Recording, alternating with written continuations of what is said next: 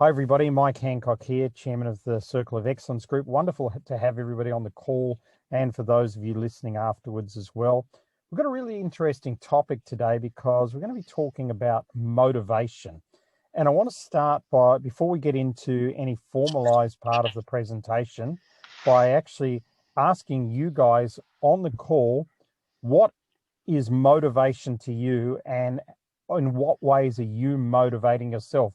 So I'm going to start with the people I see who are currently sort of not on mute.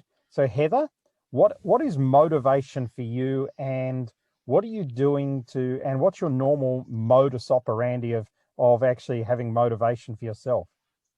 I think what inspires me is to make a difference in people's lives, and I feel like the work that I do does that. And then I've got a morning routine that I do every morning that involves breath work. I swim in cold water. I use the environment to just shift my state energetically. And then I do a meditation every morning to put myself into a high energy spiritual state. Apologies for my Great. dogs. Okay. Yeah, okay. Well, they're into being motivating as well. So you can mute the dogs now, Heather. That's fantastic. Let's go to, hi, Bruce. Good morning. Good morning because you're on South Africa time. What's your current motivation methodology that you use to keep yourself above and beyond what's going on at the moment? I think motivation is just focused energy. And, we all have X amount of energy for the day. What you do with it is kind of up to you. I think a lot of people might just leak that by wandering around aimlessly. I like to be very kind of focused. I also have that like golden hour thing in the morning, refocus, re-energy. Do not swim in cold water. That's just silly. I have a heated pool. But just kind of, I think it's all got to do with how you start the day, what you do in the first 30 minutes to 60 minutes when you're up in the morning. I think that can really set the tone for the day. I'm a list guy. I know people don't like lists. I love crossing stuff off my list and adding it to the list. And that keeps me motivated and focused. I have long-term goals and just keep oning. Okay, some really good tips there. Anybody else like to share before we get more formal with the presentation? Just feel free to either put your hand up or unmute and share another tip or ways that you like to motivate or feel motivated as well. Welcome, Paul. I see you've joined the call from the Netherlands as well. So it's lovely to have you here. And if we've got nobody else, I'm going to jump into, we'll come back, but I'm going to jump into the formal part of the presentation that I've got for you today. And we're going to throw this backwards and forwards, as I said. So I want to talk about what motivation is. And really the background to this from my perspective is that we're at one of those pivotal times in history. A lot of people have called COVID the Third World War. And, I don't necessarily think that that's a bad description of it, because I think behind COVID, the disease, sits a lot of governments at the moment that are restricting people's freedom. And, for those of you in New Zealand, everybody thinks it's fantastic that, you have a leader that, one person gets sick and, the country gets shut down for 3 days.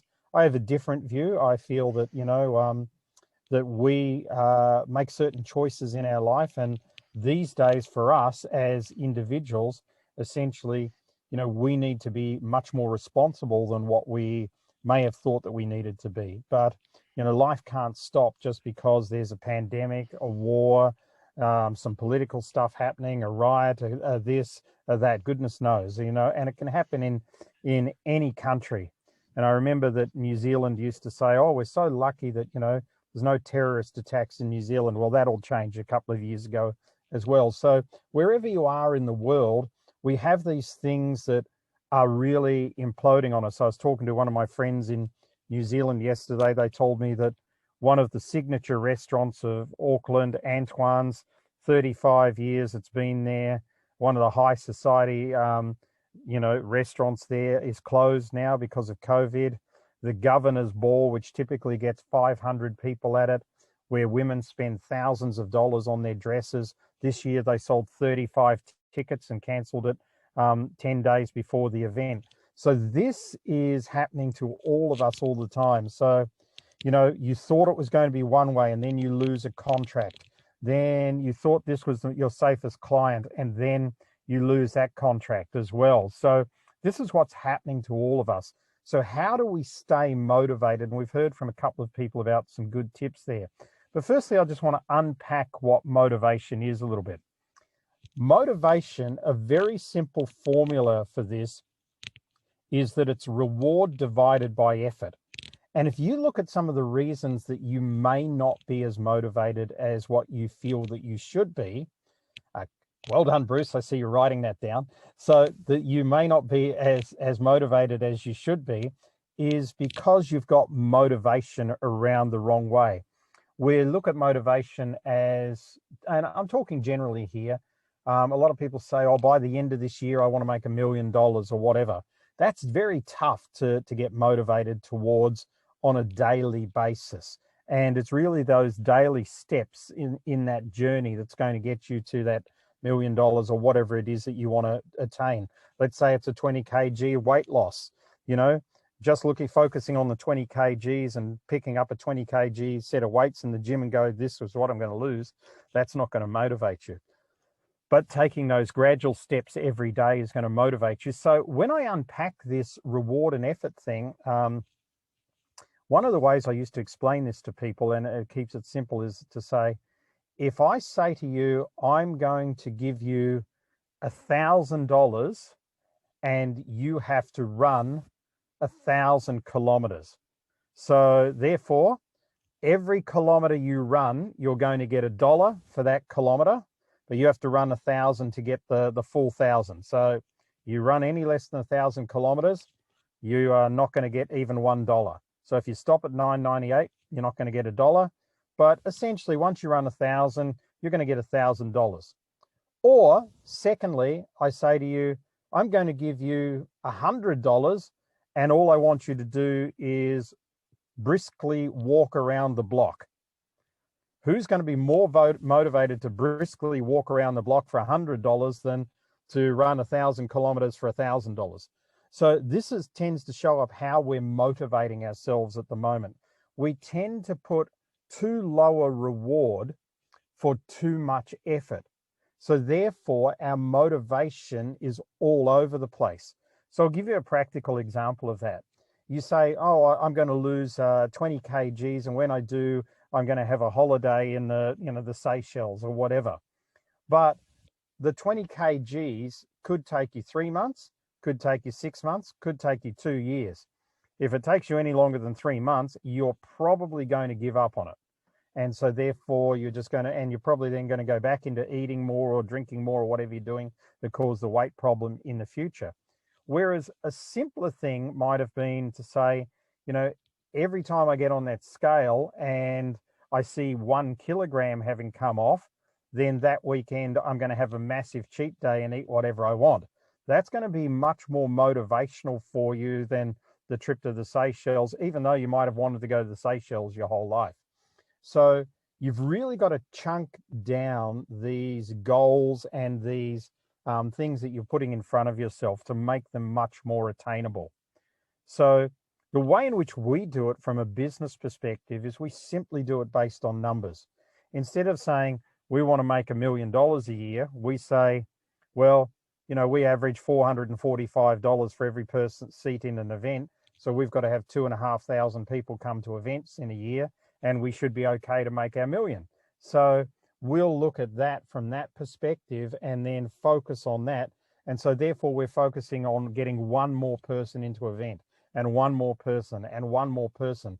And the cumulative effect of that just simply means that more comes out the other end, which allows us to reach our target. Instead of going, well, I'm going to do these big things, etc., etc.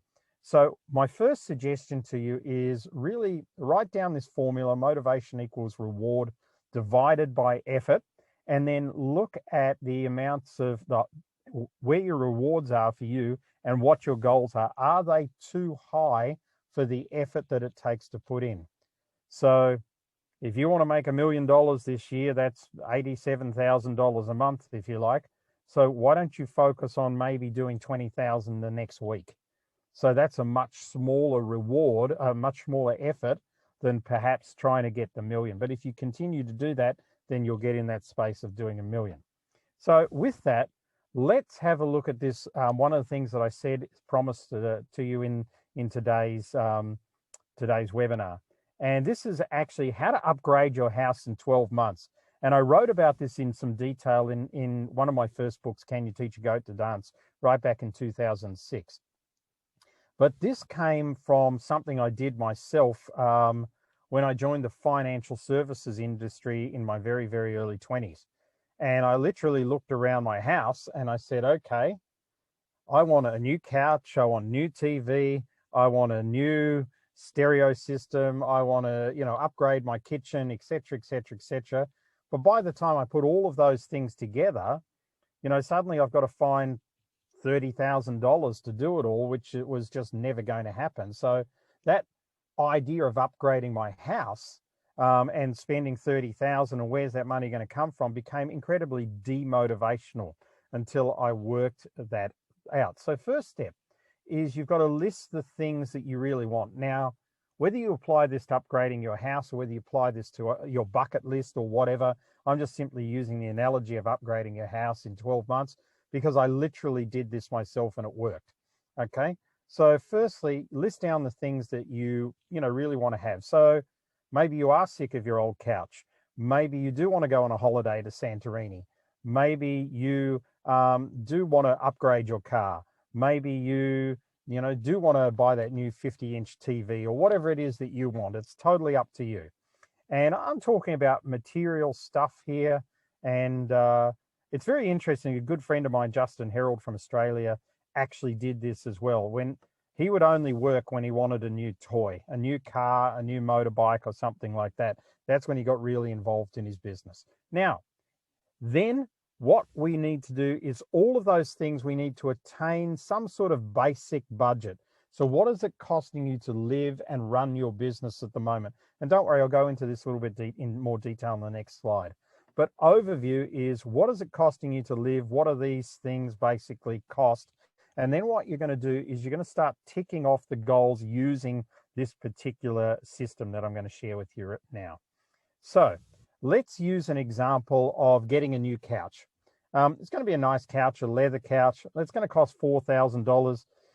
If you're in South Africa, that can be 40,000 Rand, or if you're, in Malaysia, that can be, 12,000 ringgit. You work it out to however you want to be. But so the step one is you're going to look at your basic expenses. What does it cost you already to live a normal lifestyle that you enjoy living and to run your business? So it might cost you $6,000 a month, okay, to do that.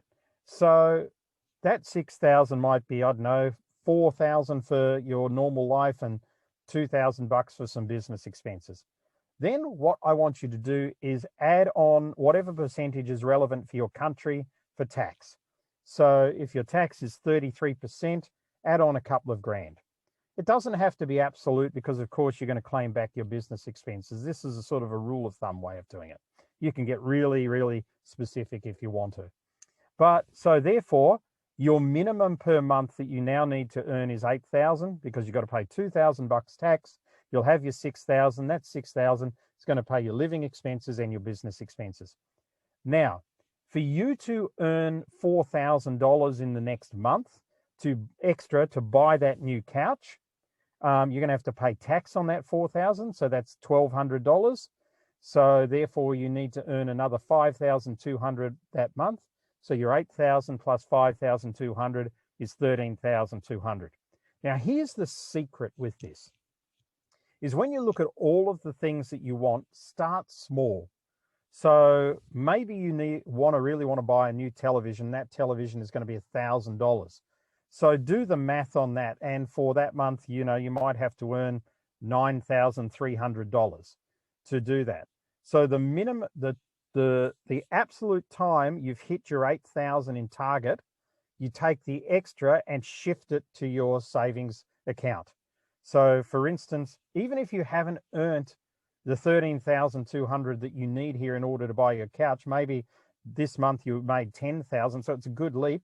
You take the 2,000 that you need, that extra over your minimum, and move it into a separate account.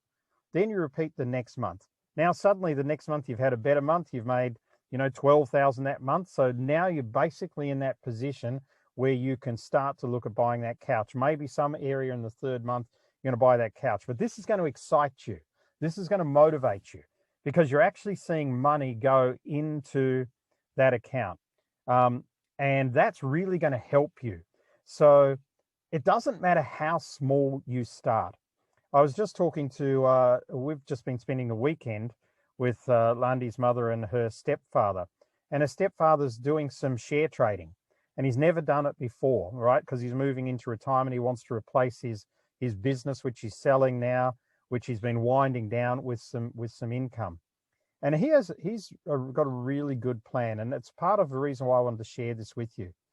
He basically doesn't look at the highs and lows of the stock market at all. He simply wants to make an extra figure each month, and he breaks that down into a daily basis. So let's just say he needs an extra $100 a day in which to live, or $3,000 a month. So he just looks at that day's trading. If he's made $100, as soon as he's made $100, he's out. If he has a loss the next day, he'll look to pick it up over the next few days. And that system's worked really, really well for him. He's been doing it for about 4 months, and now a whole lot of people in his share communities are copying what he does. But it's basically the same system as this. It's very simple motivations.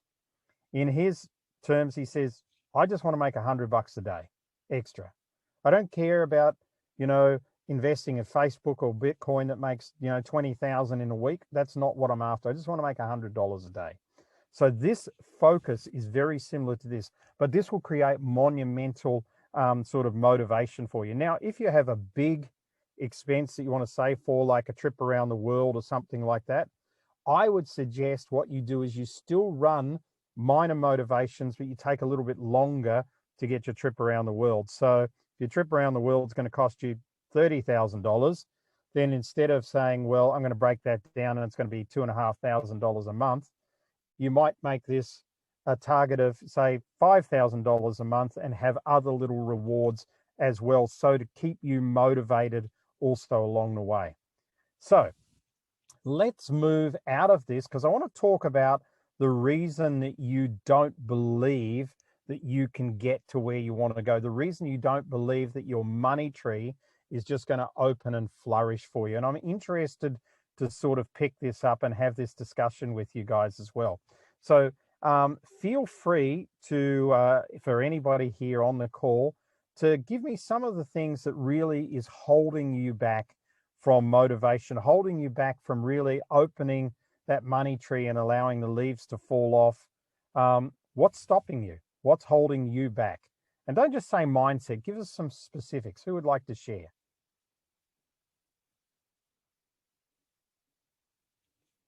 I'll say hi to a couple of other people. Hi to Ken. Hi to Eric. I haven't seen you just yet. Yeah. Thank you, Paul. Okay, so since we've got so much feedback, I'm going to nominate a couple of people. So that's the way it rolls here.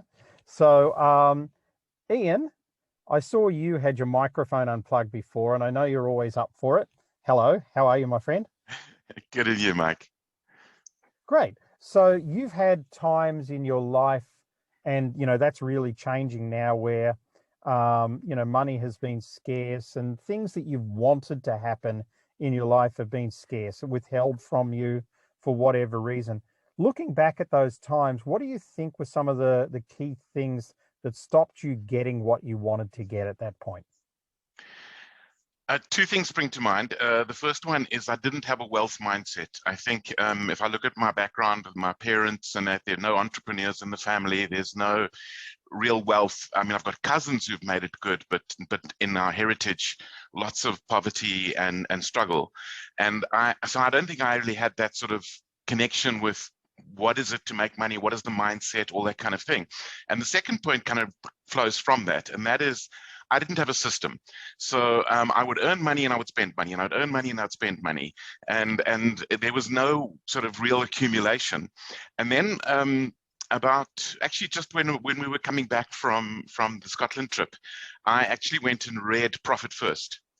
And suddenly I implemented it immediately the next month and started allocating a profit every single month that I put away. And suddenly I found I could buy things, my tax was sorted, all of the stuff was suddenly in place. And it's kind of just a digital version of the old envelope system of just allocating the money correctly every time. And I haven't run out of money once since then. And I've actually bought some really special things in that time. So there was a mindset of non-entrepreneurship, non-wealth creation, I think. Yeah, I think that's fantastic insight. Thank you so much. And before I ask somebody else and we get another thing, I just want to pick up on one of the things you said, which is the wealth mindset. And, we don't promote, as you know, becoming rich and all that sort of stuff. We leave that for the others. But having prosperity is one of the true things we stand for, and wealth mindset is part of that.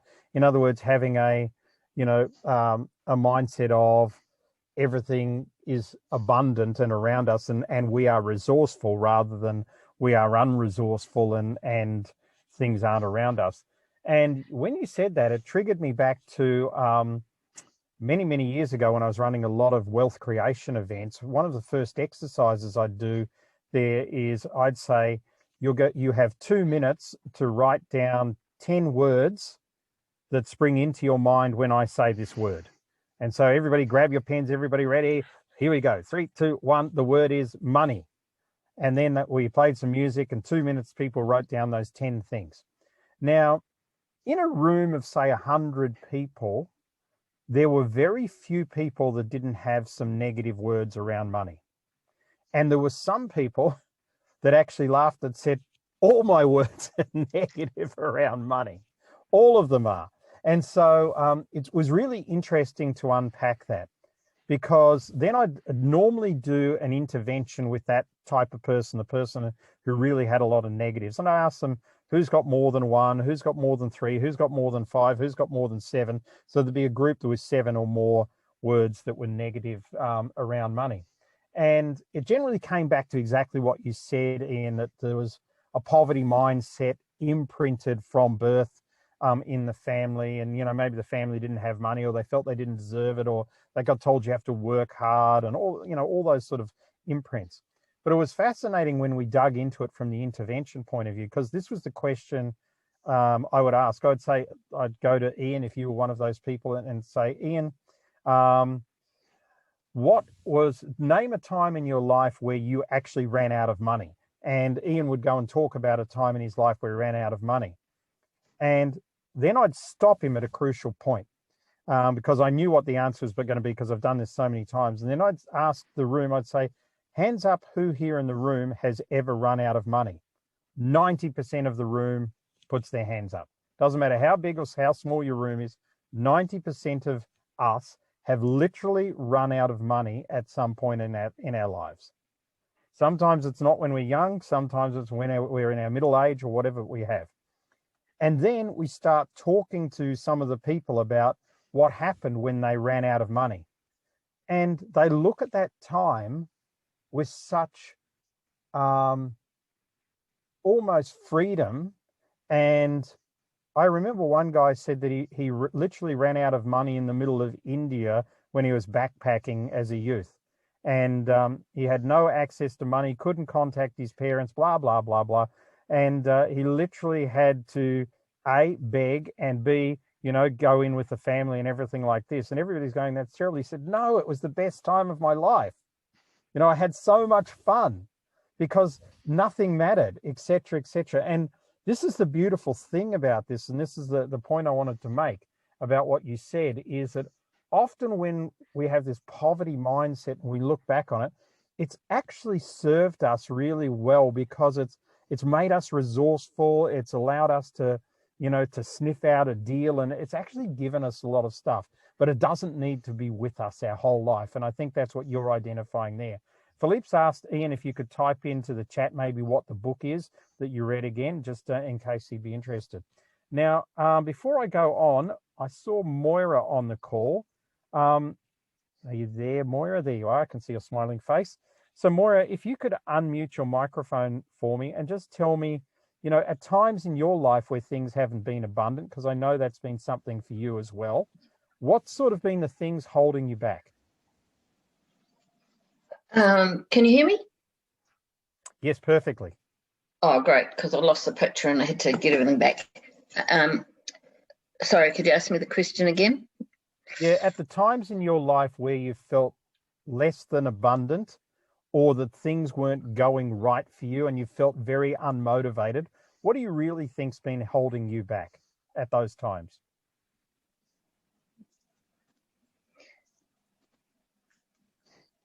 Well, I'm not trying to be a smart aleck, but I haven't had that experience of not being motivated. I've just had the experience of not knowing how to get from A to B. Very interesting. Thanks for that. Yeah. Keep going.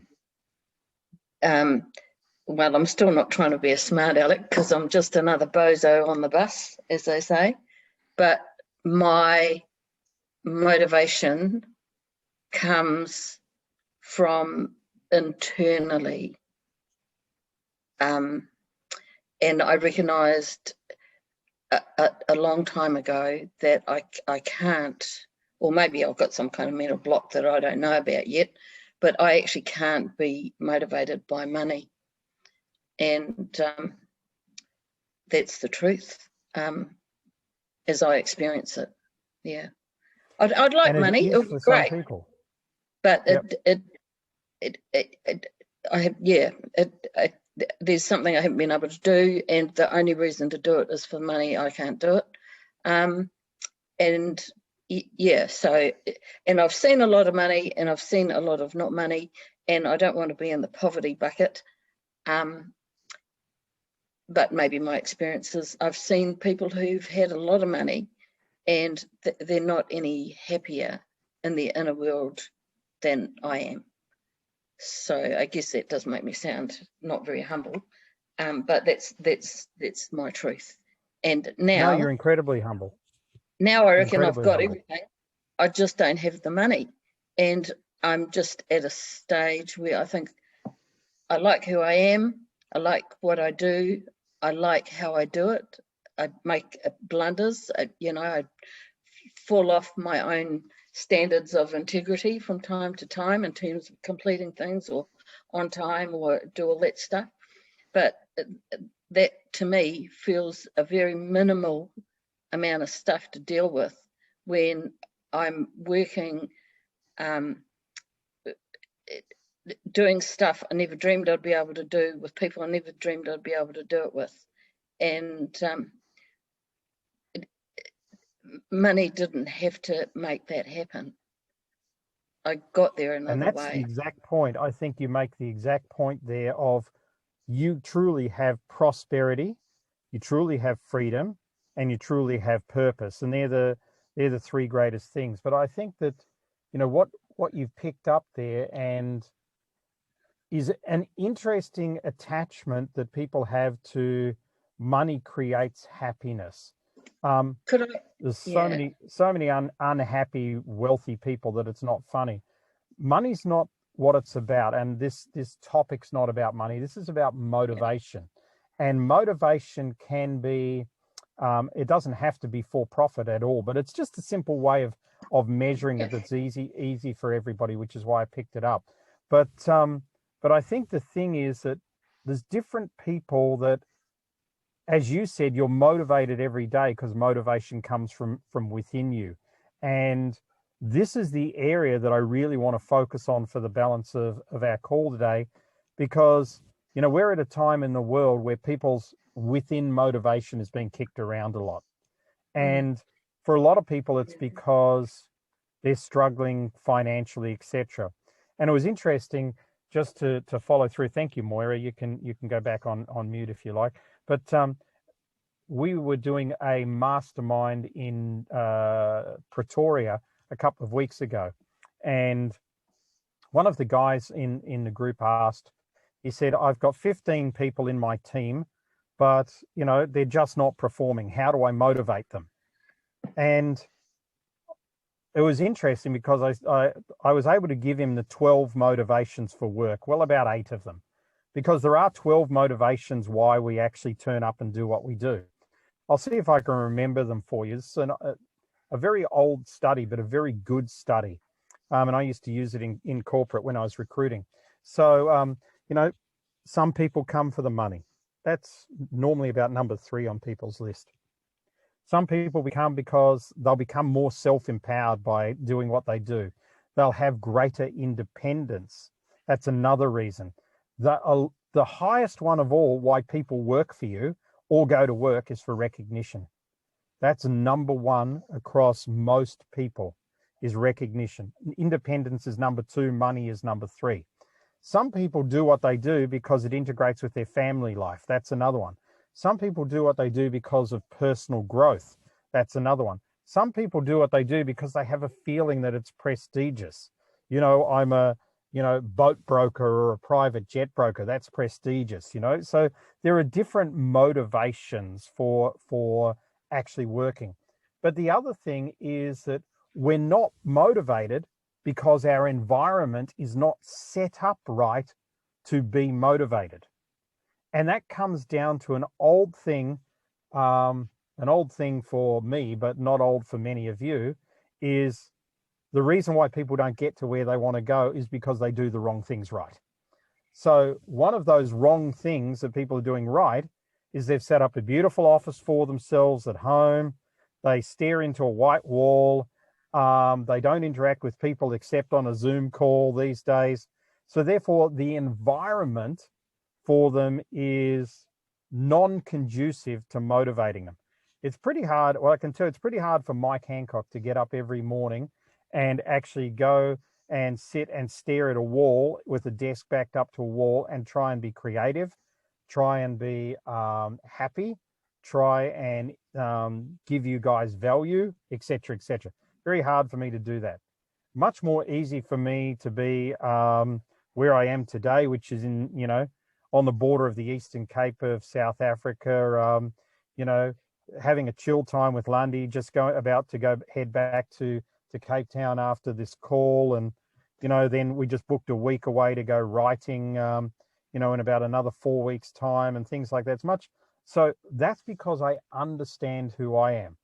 So I understand that I work in big batches and I can motivate myself to work, like have 9 appointments a day or something like that. Doesn't worry me at all, but then I need to rest. I understand who I am. Whereas a lot of people just work 5 days, entrepreneurs, 6 days, 7 days, and it actually doesn't work for them. So you've got to understand yourself. Let's jump back into the presentation. You've got to create the type of environment that you would actually thrive in, not survive in, but actually to thrive in. And if you can thrive in your environment, then you're going to see all sorts of motivation occurring around you, and that's going to actually, serve you so much better. So the reason that we don't, as a species, don't believe that we can open our money tree, get the things we want, lead a prosperous life, so on and so forth, here's a list of them.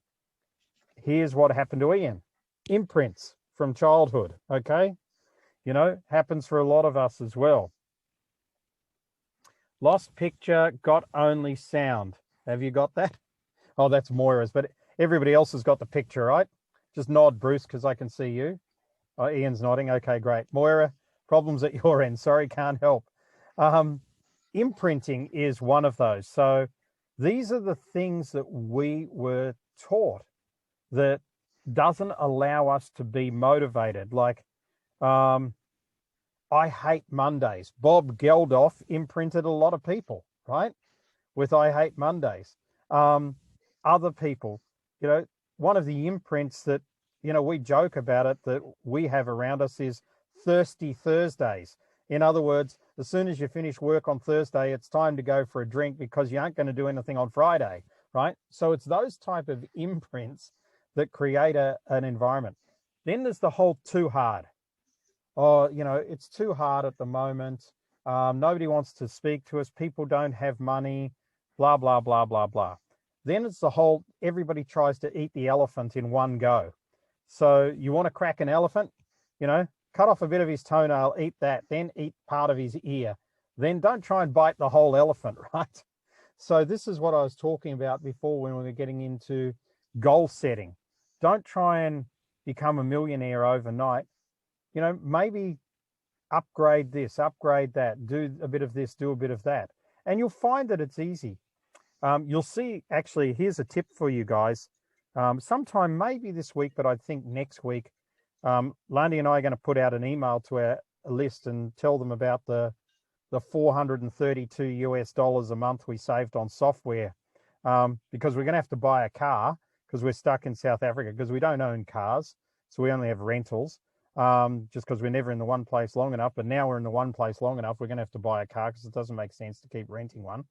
So now I've found at least, you know, $450 a month to start paying for the car, because I've actually been able to work on a couple of new software packages that have just been introduced to the marketplace as well, that have really cut down our expenses. So we're going to let you guys know what they are coming up. So don't try and eat the elephant in one chunk. Then there's your network. Oh my goodness, this is one of the biggest things for demotivating you. Doomsayers. Oh, don't you know, Trump's this, Biden's that, Ramaphosa's this, Scott Morrison's that.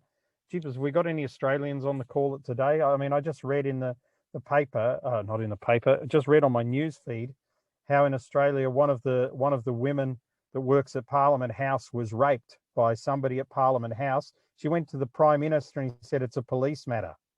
You know, don't come to me. We don't have HR here. It's a police matter. So now all these people are doomsaying in Australia about the Australian economy now because of that thing. Then there's doubters.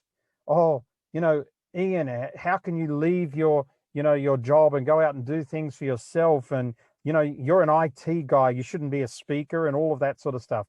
And then the worst one of all is the distractors. Come on, buddy, it's Friday. Let's play golf. Come on, it's Thursday. Oh, you don't want to work on a Monday. Or even more so, come and help me in my business for free. Give up all your time and come and help me. I need help. Poor me, poor me, poor me. Then there's the connection quality. The quality of your connections really needs to be upgraded. All of ours needs to be as well. So we're lucky we have Circle of Excellence, but even within Circle of Excellence, I would implore you guys to do more research of your fellow Circle of Excellence members. There's so many of you that can do business together, partnerships together, learn from each other. And for those of you that are not Cape Town based, I've got to tell you, in Cape Town, there's a wonderful little mastermind group of Circle of Excellence members. Bruce is a member of that. There's a few others that are a member of that as well that meet. Do you meet weekly, Bruce? Is weekly? Just give me a thumbs up. Yep, he's nodding. So they meet weekly, and that, I think all of them find that to be a tremendous group, because it's high quality people coming and meeting together and furthering their businesses together.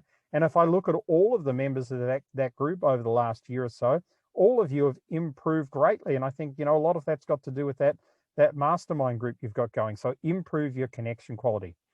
Then there's a lot of us are demotivated because we're doing the wrong things right. Oh, I've done 20 blog posts and I haven't got one client. Or, I've been to 17 networking events, but nothing's come out of it. So, instead of just going to the networking events, go there with a purpose. Instead of just blogging, have a link back to something and see if you just to a list and see if you're generating people on your list. One of the big reasons we're not motivated as a species is because we don't celebrate our wins. And I'm as guilty of this as anybody is, until Lundy Jack, because she does celebrate wins. So, if we have wins, whether it be, a new high profile client or, the launch of Octopus program or something like that, we always make sure that we celebrate it. It wasn't what I used to do. I used to do what Bruce was talking about. I used to tick the box and go, right, Octopus launch took me 2 years, on to the next thing. right? Instead of going, wow, this is fantastic, and I actually need to celebrate this, whatever that means for you, whether it be take yourself to a movie, you know, have a lovely dinner out with somebody you love, or simply, you know, move on to, you know, going on a holiday, give yourself a bonus, whatever works for you. Working too hard is going to demotivate you. And, you know, you got to look at what your modus operandi is, the way in which you work best. And it's not easy to do this, and all of us are different. I know very well that I work very good in bursts. Burst, break. It's like I'm like the interval training guy of work, right? So sprint 100 meters, then turn around, rest, walk back, have a drink of water, walk back to the start, sprint 100 meters. That's my way of working. If I start to try and sprint 300 meters before a break, I start to break down. It's interesting because last year, because we're out of step with what we were doing because of COVID, I definitely found by Christmas I was emotionally drained from working too hard, which is, you know, and I had less holidays last year than I had the previous year.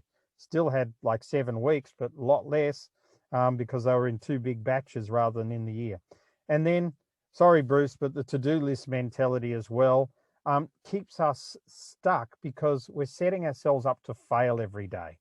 So I would really suggest that if to-do lists work for you, have 2 to-do lists, like the must-dos and the wanna-dos. And, you know, make sure that you've got those must-dos ticked off every day or every week.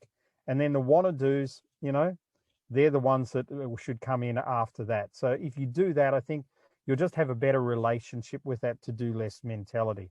And then lastly, before I throw back to you guys and we jump into questions, this is all about breaking old habits and moving into new habits.